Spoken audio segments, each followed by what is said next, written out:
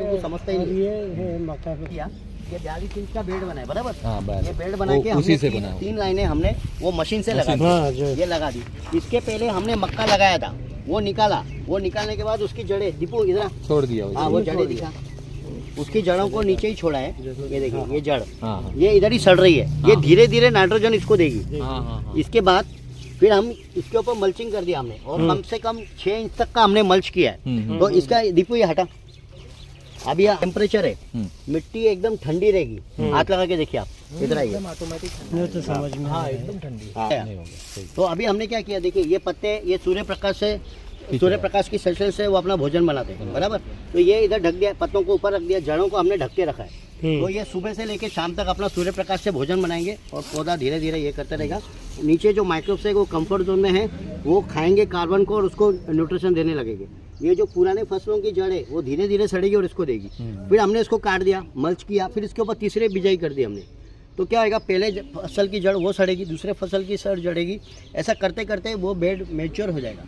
फिर इसमें कुछ भी खाद देने की जरूरत नहीं, खाली बिजाई करो, मल्चिंग कर दो, पानी दे दो। पानी भी हम लोग 20 दिन में एक बार देते, क्योंकि वाष्पीकरण होगा ही नहीं। तो और नीचे डव होता है ना, डव मतलब सुबह की ओस गिरती है, तो ओस क्या करता है, इधर पूरा गीला कर देता है। तो 1 क्यूबिक मीटर मल्च वातावरण से 20 से 40 लीटर पानी को अवशोषित करता है। तो आप बताओ, एक अपने फार्म के आसपास, क्योंकि हमारे पास गौ माता है, हमारे पास वेस्ट वाटर है, हमारे पास कंपोस्ट खाद है, सब कुछ है, और हमारे पास टेक्नोलॉजी है। तो हमने क्या किया, आसपास के किसानों से हमने बात किया कि आपकी ज़मीन हमको दे दो, आपके जो बच्चे हैं वो अभी काम करने के लिए जाते हैं, आप बूढ़े हो गए तो उनको ट्रैक्टर नहीं मिलता है, टाइम पे सब कुछ नहीं मिलता है। तो हमारे पास टेक्नोलॉजी है, लेबर है, सब कुछ है।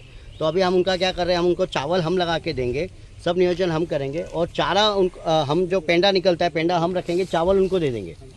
तो क्या हो गया कि उनका खेत तैयार हो गया। फिर बाकी के सीज़न में हमारे पास पानी नज़दीक है, हमारे पास तालाब है, नदी है, पाइपलाइन है, सब कुछ है, तो उसमें खेती हम करेंगे, और बाकी उनको चावल निकाल के हम देंगे। तो साल में वो एक ही खेती करते हैं, धान की खेती, वो भी बारिश आधारित। अगर बारिश भी नहीं आई, कुछ हो गया दिक्कत, तो हमारा पानी है, पानी की व्यवस्था भी है, तो उनको धान मिल गया, उनका उद्देश्य था वो पूर्ति हो गई। उनकी ज़मीन को फेंसिंग लग गया, देखो हमने फेंसिंग लगा दिया पूरा, तो उनकी ज़मीन को फेंसिंग लग गया, तो एक रूप आ गया। जो चीज़ निर्जीव पड़ी रहती है ना, उसका कोई वैल्यू नहीं रहता है। आज उनकी खेती सोना उगड़ रही है। अगर 1 एकड़ से 35 टन साइलेज पैदा कर सकते हैं, और 3 महीने की खेती में हम 2 लाख रुपए कमा सकते हैं, तो कौन गधा काम करने जाएगा, आप मेरे को बताओ।